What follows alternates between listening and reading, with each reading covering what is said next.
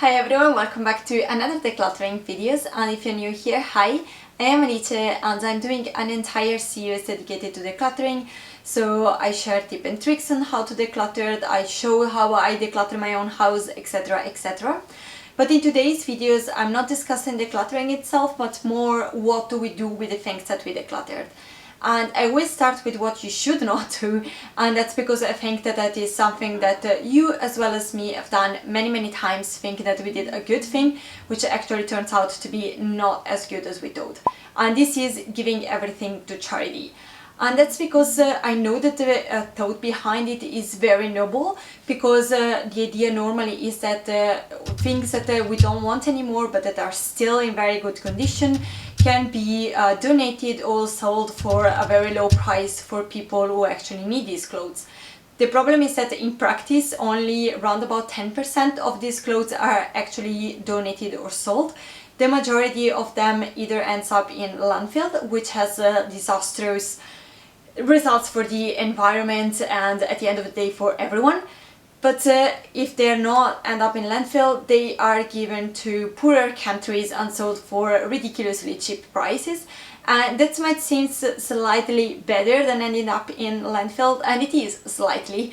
The problem is that these clothes are so cheap that they are plummeting the local economies, because the artisans that have been crafting clothes for forever cannot keep up with the amount of stuff we are giving them and with the super low price we are selling these clothes for. So they basically cannot maintain their shops, which of course has a very negative impact for the economy, because people lose their job, people has less money to spend, etc, etc. And also I would say the risk is that we collectively lose a very important craftsmanship in order to get rid of clothes made of plastic. So when it comes to good clothes, the best thing you can do is try to sell them, because normally when someone buys something, it's because they intend to use them. So if you have something that has a specific value, I would suggest to go maybe through either a consignment shop or a consignment web shop. And that's because I feel like they protect a little bit more both the buyer and the seller, and because you have a better chance to sell your valuable items for what they are actually worth. So I normally use Vestiare Collective, but I know that there are many other options. If you have something that is not actually worth the while to put it in a consignment store, because of course the store have a fee that can be quite high sometimes, so if your items, I would say, is not worth at least 50 euros, I don't really see the point of putting it in a consignment store, because then you would really not get that much out of it. But you can try to sell them through different platforms. I normally use Facebook Marketplace, but Depop is another good platform, and ASOS Marketplace is another good platform. You can find many of them. And another option that I use many times, especially for clothes that I personally did not want to sell, was to just make a sort of swap party with my friends and just give them everything and just let them pick and choose whatever they want. Another good option is to try to make a box. Put it, if you live like in an apartment, then you can put a box on the staircase with the paper saying, I leave this stuff here until, I don't know, this weekend. Pick everything you want, everything that is remain here at the end of the weekend will go to charity. And a lot of time this is a very good way to get rid of things, because maybe people in your own building can see something that they want and they take them. And that I found quite effective, especially if you live in a building with a lot of students. If that also doesn't work, at that point maybe I would go to charity. But the idea is that at least at this point the things that you will give to charity are as very small amounts.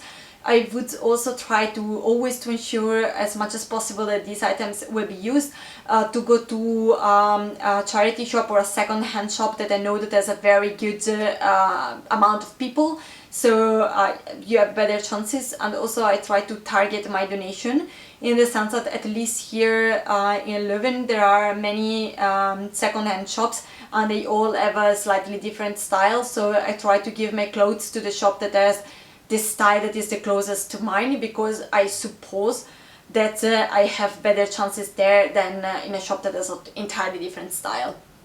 So this when it comes to clothes that are still in good condition. When it comes to clothes that are basically too raggedy to be given to anyone else, at least in my case, I don't think it's fair to give someone else something that is really trashy. One thing is, if I don't want something just because, I don't know, it doesn't fit,